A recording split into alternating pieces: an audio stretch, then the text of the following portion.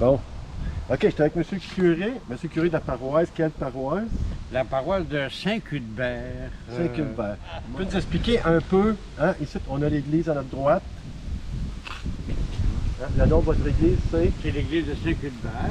Saint-Cuthbert. Et si on s'appelle Saint-Cuthbert, c'est parce que c'est James Cuthbert, le seigneur de Berthier, quand il est devenu propriétaire de la seigneurie, qui a donné des terrains à l'église à condition qu'on porte le nom de Cuthbert. Cuthbert. OK. Cuthbert. Puis Cuthbert, vous avez la belle sculpture en bois là, qui date de 1803. Alors, c'était un évêque, mais c'est pas James. James Cuthbert, c'est un seigneur, puis il a donné ça en souvenir de ses ancêtres. OK. C'est pour ça qu'on s'appelle Saint-Cuthbert. Puis il paraît que ce serait une des premières paroisses qui aurait commencé à porter un saint. OK. Fait que c'est bien. Il y a de l'histoire, hein? Oui, il y a de l'histoire, Il y a oui. de l'histoire. Ouais. Là, vous m'avez dit que le côté droit, c'était le couvent. Non, l'inverse. Le côté gauche, c'était Le côté gauche, en pierre, c'était le couvent des religieux. couvent des religieux. Et Le côté droit. le côté droit, en brique, c'était une maison d'un prêtre OK. qui était sur restait l'autre dans terrain. le terrain vacant là. Et quand il l'a donné aux religieuses pour que ça devienne une école plus grosse, ils l'ont rapproché de l'autre bâtisse. OK. C'est ça que ça fait le tour. Mais la zone ici, le vieux couvent, le vieux collège, le muret du cimetière, l'église, le presbytère, c'est une zone du patrimoine. Parce que c'est tout classé, c'est tout en vieille pierre, dans la même vieille pierre. Puis il paraît qu'on serait le village unique au Québec à avoir un centre de village comme celui-là, OK. avec des bâtisses anciennes. Ici, on est d'un petit village, c'est pas tellement gros, là. Non, 2000 populations. Population de 2000. Fortement agricole.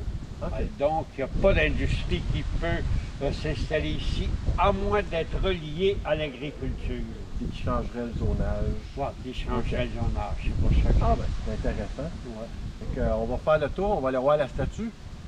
La statue de Bouddha date de 1803. 1803. Fait que c'est assez âgé, hein. Puis là, on a quelque chose d'important. Vous avez un buste là-bas de Lormier, ça vous dit quelque chose? De Ouais. Lormier. De Lormier, le patriote qui a été pendu au pied du courant. Alors, il est venu au monde ici. Alors, on avait un maire qui était patriotiste au bout, M. Fernet. Fait qu'à un moment donné, on a commencé à fêter.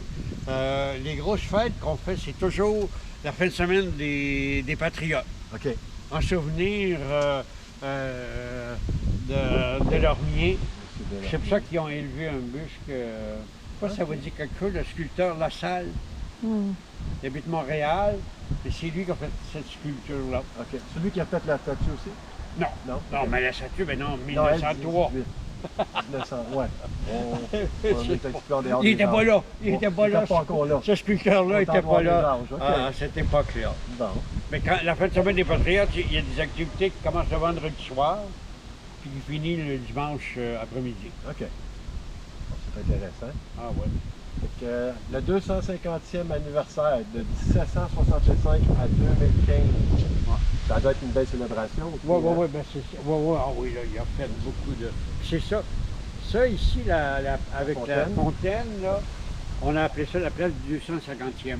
La place du 150e? Ouais, ouais. OK. OK. C'est pour ça qu'il y a une fontaine, puis il y a toujours. Il y a un paysagiste qui vient faire les aménagements de fleurs régulièrement chaque année. Là, puis, OK. au cours de l'année.